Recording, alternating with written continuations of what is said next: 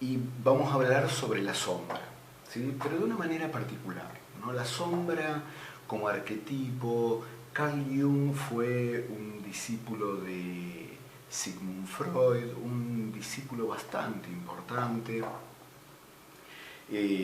Lo que pasó con algunos discípulos de Freud es que tenían ideas muy claras sobre puntos de investigación que de alguna manera los hicieron un poco alejarse de lo que era la estructura inicial y de escuela particular del psicoanálisis freudiano, ¿sí? Incluso hubo otras escuelas que siguieron a Freud, pero que también tuvieron su particularidad. En este caso, Carl Jung, cuento un poquito la historia, somos poquitos por ahora, es como para que vayamos precalentando, ¿no? Carl Jung era una persona de una lectura muy amplia, muy amplia. Fue el primer investigador siguiendo a Freud dentro de una línea así académica que incursionara de una forma muy activa en todo lo que es el esoterismo, ¿no? Si bien Freud conocía, leía, había leído, se sustanció del esoterismo, Carl Jung se animó a ir más allá. De hecho, escribió libros muy interesantes, como Psicoanálisis y Alquimia, y desarrolló el concepto de arquetipos. ¿Por qué? Porque en algún momento él empezó a pensar en un inconsciente colectivo, que de alguna manera hay una forma, ¿no? Los arquetipos son su elemento, su sustancia principal, ¿no? Como una forma de la que participan muchas civilizaciones aún sin conocerse. Así surgieron las formas de arquetipos. ¿Qué hay formas? Hay estructuras que son hay ideas, como la idea de Dios, de absoluto, cosas así, que participan de todas las culturas, aún culturas que no tuvieron contacto entre sí. Eso le llamaba la atención y desarrolló este concepto de arquetipo. Y él mencionó varios arquetipos. Ya la figura de arquetipo es una figura que ya existía incluso en la Grecia clásica, Aristóteles se ocupó, pero hablaba de un modelo original y primario, Aristóteles. Jung lo que hace es llevar este modelo original y primario a estructuras que permanecen y que de alguna manera dan forma, nos dan forma, ¿sí? Por eso los arquetipos para Jung son algo que se van transmitiendo. Ahora, lo que dijo Jung, y estaba muy atravesado por su época, por eso los conceptos los analogamos o los hacemos analógicos para extenderlos un poquito más, ¿no? Porque a medida que pasan las épocas cambian las formas de ver el mundo, ¿no? Entonces, en la época de Jung se estaba muy atravesado por la transmisión de generación en generación y casi un concepto genético, porque era lo que aparecía en ese momento. Pero incluso Jung no dice exactamente esto, dice que se van a estar transmitiendo y que la transmisión tiene varios ejes, no solamente genéticos, sino de otras maneras. Yo escribí un articulito hace un tiempo, hace bastante tiempo, y ahora, y mi idea era era focalizarlo sobre los vínculos que establecemos, que es un elemento muy importante en las charlas que tenemos ahora, ¿no?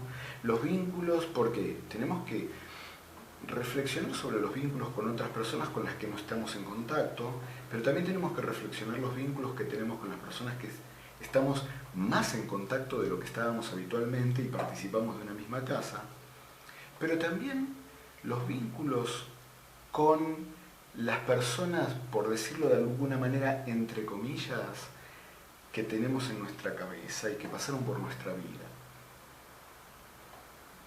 personas que quizás ya no estén, o que están pero que no eran los mismos. Nuestros padres, aunque vivan, no son los mismos que nos criaron cuando tenían 40 años, ahora tienen 60, 70, 80, quizás fallecieron. Entonces el concepto de transmisión para mí, y que tengo ganas por ahí de transmitirlo un poco, es este de transmisión. O sea, en la familia muchas veces se transmite una misión que nos ata. Por eso a mí me interesaba que hoy charlemos sobre la sombra, pero no sobre la sombra en relación a esas cosas que permanecen en la oscuridad de la personalidad porque no las queremos ver o las rechazamos, sino también por aquellas cosas que no podemos mostrar. A veces no las podemos mostrar porque no está bien, nuestra sociedad no lo permite, nuestra familia, el código sociocultural del nivel de pertenencia al que pertenezco, ¿sí? Valga la redundancia.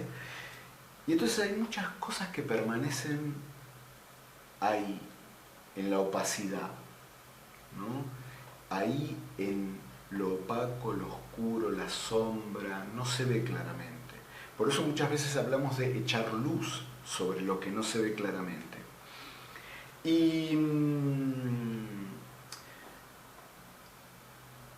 hay cosas que escondemos porque nos dan vergüenza, pero hay cosas que escondemos porque no se nos permite mostrar. Y yo quiero detenerme un poquito en esto, que nos detengamos, que realmente me digan, ¿no?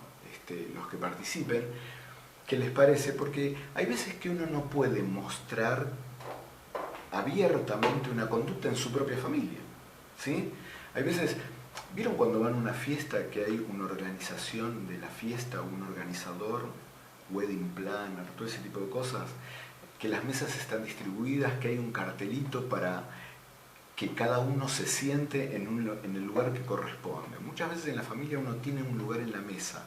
No sé si se dieron cuenta, hay familias que tienen muy rígido cada uno su lugar en la mesa. A veces ese lugar representa un lugar importante, un lugar de poder, el lugar por ejemplo, el lugar de que se sienta a la mesa y está más cerca de la cocina porque es el único que se levanta a hacer actividades mientras los demás comen cómodamente. Pero también en las familias a veces está el que puede todo, el que puede comprender todo, el que se aguanta cualquier cosa, el que no se aguanta nada, el loco, la loca, ¿sí? Entonces, eso muchas veces nos hace generar en roles que decimos estereotipados, porque de alguna manera aprendemos a ocupar un rol que después lo llevamos a otro grupo social, en la escuela, en el barrio, a los amigos, etc. Entonces, ¿qué es lo que pasa con estos roles? Estos roles que desempeñamos en nuestra casa y en nuestra sociedad, a menudo hace que estén facilitadas ciertas conductas, ciertas emociones en la expresión y otras que estén reprimidas. No en un sentido solamente psicoanalítico de represión, sino reprimidas como que no se pueden hablar abiertamente. Hay personas que tienen más facilidad porque se les dio más facilidad, más permiso para mostrar una emoción y tratan de resolver todo con esa emoción, ¿sí? Hay personas que resuelven todo con la bronca. Hay personas que resuelven todo con el mal humor, pero también hay personas que resuelven todo con la tristeza o el llanto, el desequilibrio del llanto, o también con la alegría o falsa alegría. Hay personas que se ríen de todo, que se ríen del peligro, que se ríen de las tristezas. Y el problema no es solamente que no tienen una herramienta para resolver esa situación, sino que a menudo y muchas veces, cuando nosotros tenemos básicamente una respuesta muy estructurada, ¿sí? Esto hace que ciertas experiencias de vida queden en la sombra, que no las veamos claramente. Por eso, por suerte, actualmente hay una vuelta sobre el ver claramente algunas cosas, el ejercitar, la meditación, por ejemplo, que hablábamos la otra vez, el mindfulness, ¿sí? Que de alguna manera plantearon un montón de autores preferentemente existencialistas, porque para estar aquí ahora tenemos que estar despiertos aquí ahora, tenemos que ver claramente lo que pasa aquí ahora y también tenemos que ejercitar el ver el aquí ahora, el estar plenamente aquí ahora, sabiendo qué es lo que pasa. Yo estoy hablando, soy consciente de cómo me siento mientras estoy hablando, siento que se me está secando la voz, voy a tomar un poco la garganta, voy a tomar un poquito de agua. ¿Le presto atención a mi cuerpo? ¿Le presto atención a mis gestos cuando estoy hablando? Un montón de gestos que usamos a veces inconscientemente. Un montón, hay otros más obscenos, no los voy a hacer ahora. Pero cuando hablamos, a menudo usamos gestos de los cuales no somos conscientes y forman parte de nuestra personalidad. Son parte de nuestra personalidad. Definen a menudo nuestro ser, ¿sí? A veces queremos decir algo en forma afectuosa y lo hacemos con una cara como de enojo, y entonces el mensaje que llega es ambiguo. Eso es parte de la sombra, porque hay veces que no pudimos desarrollar en nuestra infancia claramente algunas respuestas. Entonces tenemos que entrenarnos para generar nuevas respuestas. Tenemos que entrenarnos para generar nuevas respuestas. Suena raro esto. Incluso algunos colegas a mí me critican porque yo hablo con ciertas palabras, como una palabra que me critican es, por ejemplo, entrenar conductas. Me critican. Sin embargo, yo creo que hay veces que necesitamos el awareness, ¿no? De darse cuenta. Es la técnica que desarrolló Fritz Perls desde la Gestalt Therapy, ¿sí? La Gestalt terapia. ¿Qué significa el awareness? Es tratar de estar consciente de aquí y ahora. Tratar de pensar si lo que yo digo es lo que realmente quiero decir. ¿Vieron que a veces hablando con otra persona damos rodeos? Muchas veces no decimos lo que realmente queremos decir. La vez pasada yo hablaba sobre que hablar es defenderse, porque uno a veces trata de buscar más palabras y ser más elocuente para no herir. Aunque si uno tiene que transmitir un mensaje y el mensaje tiene que ser claro y ese mensaje hiere, no hay otra forma de decirlo. Ahora, sí, lo que tenemos que pensar a veces es si realmente queremos decir, ¿sí? Si realmente queremos decirle al otro algo, aunque sepamos que le va a causar dolor, ¿sí? A veces tenemos que dar una noticia que al otro le va a causar dolor y se la tenemos que dar en forma directa, ¿sí? Pero es muy importante saber qué es lo que realmente queremos decir. Y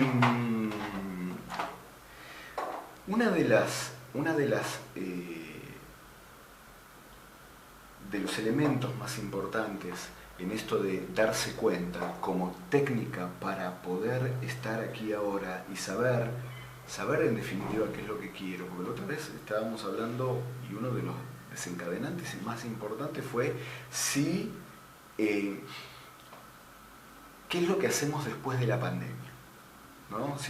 ¿Cómo nos tenemos que preparar para la post-pandemia? Y mi idea es que, ¿cuál es la idea que yo tengo acerca de qué es lo que va a pasar después de la pandemia? Y esta es mi teoría. Les pido 5 minutos que no se desenganchen ni se levanten en este momento porque son 5 minutos de pura ironía. Pero quiero que ustedes participen de esta ironía y me digan lo que piensan. Yo pienso que después de la pandemia y después de la cuarentena y después de la pandemia que generó la cuarentena, no va a pasar nada. Bueno, este tipo se volvió loco. No, yo digo, no va a pasar nada. ¿Por qué? Porque lo que va a pasar es lo mismo de siempre. Las cosas van a seguir como siempre. ¿Cómo es esto de que van a seguir como siempre? Nunca nada es igual. A menudo no queremos ver, o nos cuesta ver, que nunca las cosas son iguales a través del tiempo. Siempre cambian, siempre hay un cambio. Yo en estas cuestiones sigo desde los griegos, pero de antes de Sócrates, más viejos todavía, a Heráclito, ¿no? Como que lo único permanente para ese filósofo era el cambio. Y mi forma de ver la vida, mi forma de ver mi profesión, mi forma de encarar mi profesión es pensando que lo único que permanece es el cambio. Nosotros nos percibimos la misma persona a través del tiempo. Sin embargo, las cosas no son iguales a través del tiempo. Hubo un tiempo en el que yo fui un chico. Hubo un tiempo en el que yo fui un adolescente, hubo un tiempo en el que yo fui un joven y un joven adulto, hubo un tiempo en el que fui papá de chicos, creo que por ahí está mi hija, y ahora soy un hombre de 62 años. Yo puedo decir con toda autoridad que soy un viejo, aunque algunas personas no me perciban como viejo. Pero si yo desconozco que todo el mundo me va a percibir como una persona de más o menos mi edad, porque claramente me pueden ver más activo, más juvenil, pero nadie me va a ver como una persona de 30 o 40 años. Y eso es muy importante.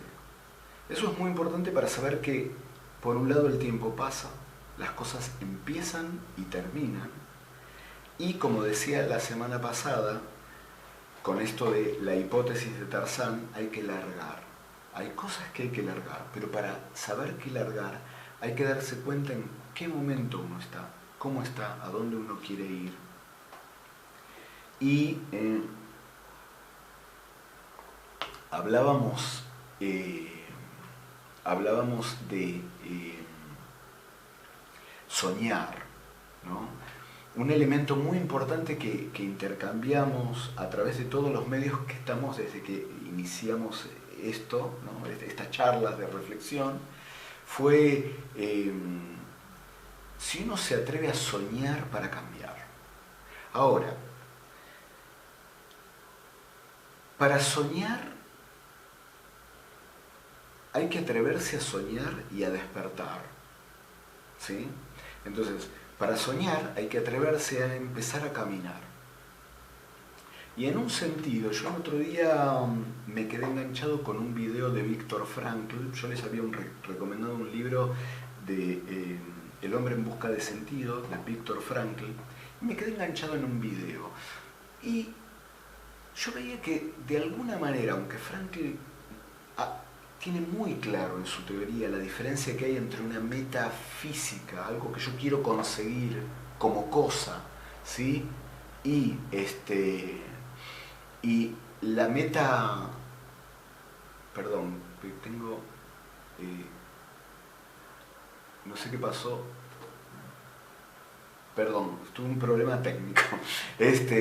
Bueno, si bien Frankl tiene muy claro lo que es una meta física, algo que yo quiero conseguir como objetivo, en su discurso igual está atrapado un poco por las épocas, sobre lo denso de una meta, ¿no? Lograr algo en particular, conseguir algo, un objeto, una cosa, una carrera, dinero, fama, etcétera, etcétera.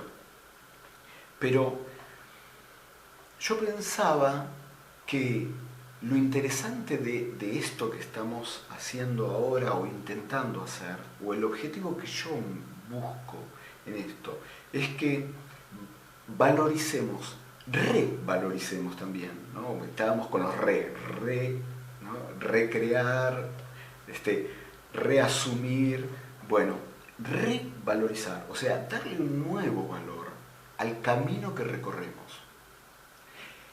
Hay una anécdota que cuenta Eduardo Galeano, que dice que todo el mundo se le adjudica a él y que es de un mexicano que trabajó alguna vez con él, que es acerca de la utopía. Yo creo que es muy importante pensar en la utopía. La utopía, él dice, bueno, es como un horizonte, pero uno va caminando y el horizonte se va corriendo cada vez más. Entonces a lo mejor dice, como para cerrar así rápidamente la anécdota que cuenta Galeano, quizá la cuestión sea caminar, dice Galeano. Ahí está el fin denso y el fin importante de la utopía, en poder recorrer, en poder caminar. Lo que yo digo es revalorizar ese camino. Y awareness, darse cuenta, despertarse, iluminar los aspectos oscuros, aquello que no nos damos cuenta de nosotros mismos, tiene que ver con caminar, empezar a caminar, lograr cosas, tienen que ver con caminar, dirigirse hacia eso. Uno puede planificar, pero en algún momento tiene que empezar, ¿sí? Y quizá eso es lo que nos devuelve vida. Quizá algunas personas se vean más jóvenes, a pesar de tener más edad, y se los ve muy vitales, porque yo creo que son personas que valoran el camino, que piensan, pero en algún momento se ponen a caminar. Porque también quería hoy no dejar de que ustedes piensen, porque estos son disparadores para que ustedes piensen, ¿sí? Para que todos pensemos, ¿sí? Disparadores para pensar cosas que nos ocurren. Y entonces, uno, claro, piensa en compartimentos así, compartimentos estancos, ¿no? Como esto es lo otro. La vida no es así. La vida es una red. La vida es una red. Por eso, muchas veces pensamos algo, decidimos algo y en el medio suceden cosas, ¿no? Como dijo alguna vez algún presidente, ¿no? Pensamos en algo pero sucedieron cosas. Bueno, realmente siempre en la vida pasan cosas. Por eso yo digo, ¿qué es lo que va a pasar de la pandemia? Nada nuevo. De la cuarentena, nada nuevo. Va a suceder lo mismo, que nada va a ser igual que antes. Ese es el problema. ¿Se acuerdan cuando hablamos la primera semana de la angustia? Nada es siempre lo mismo. Entonces, eso nos lleva a ponernos a pensar en lo nuevo. Eso lleva a que a veces nosotros comenzamos un camino, que reflexionamos, que pensamos, y decimos, bueno, esto es lo que quiero hacer, sigo, pero en el medio van ocurriendo cosas a medida que se van desarrollando los objetivos. A mí antes, ahora no hablo en esos términos, pero antes me gustaba hablar de objetivos a corto, mediano y largo plazo. A medida que uno va cumpliendo ciertos objetivos, va cambiando nuestra realidad. Por eso yo digo, ¿qué va a pasar después de la cuarentena? Nada nuevo. Va a pasar lo mismo de siempre, o sea, nada va a ser lo mismo que antes. Entonces, imagínate que vos hiciste una carrera, etcétera, etcétera. Sí, todo se transforma. Luján, todo se transforma. Entonces, uno pensó, voy a hacer esta carrera, bueno, junto, qué sé yo, me caso, bueno, nos compramos el departamento, bárbaro, bueno, y tenemos todo organizado y decidimos tener un hijo. ¡Púmbate! Un hijo. Un hijo te cambia toda la perspectiva que vos tenías hasta ese momento y tenés que redefinir objetivos. Entonces no es que, por más que tengas todo recontra organizado, es más, hay muchas personas que tienen todo tan organizado que una vez que tienen que hacer un cambio les cuesta tanto, nos cuesta tanto, cuando tenemos algo tan organizado nos cuesta tanto desprendernos. Y la forma de avanzar es desprendernos. Y es muy difícil, porque toda nuestra naturaleza, y en este caso sí naturaleza, ¿sí? Yo digo siempre que las personas somos 90% de cultura, 10% de naturaleza. Pero nuestra naturaleza es mantener lo que tenemos concreto, lo que nos pertenece, lo que logramos, lo que nos da incluso identidad, ¿sí? Porque a veces nos identificamos con lo que tenemos, ¿no? Silvi dice ahí, bueno, soltar. Es muy difícil, o sea, es fácil decir, no, hay que soltar, hay que desprenderse de las cosas, bueno, hay que aprender a no aferrarse, todo muy lindo, pero ¿saben qué? No, soltar es dificilísimo. Porque yo digo, esto es lo que tenemos que hacer, pero no es que sea fácil hacer. No es fácil soltar. Tenemos un buen trabajo, conseguimos otro trabajo. Está por verse que el trabajo nuevo que lo mejor sea mejor de verdad. Soltar nos cuesta y no nos tiene que hacer dudar que nos cuesta, ¿sí? Siempre que elegimos pasamos por un pequeño abismo entre soltar lo que tenemos y lograr lo nuevo. Entonces, yo creo que, como dice Silvi, sí,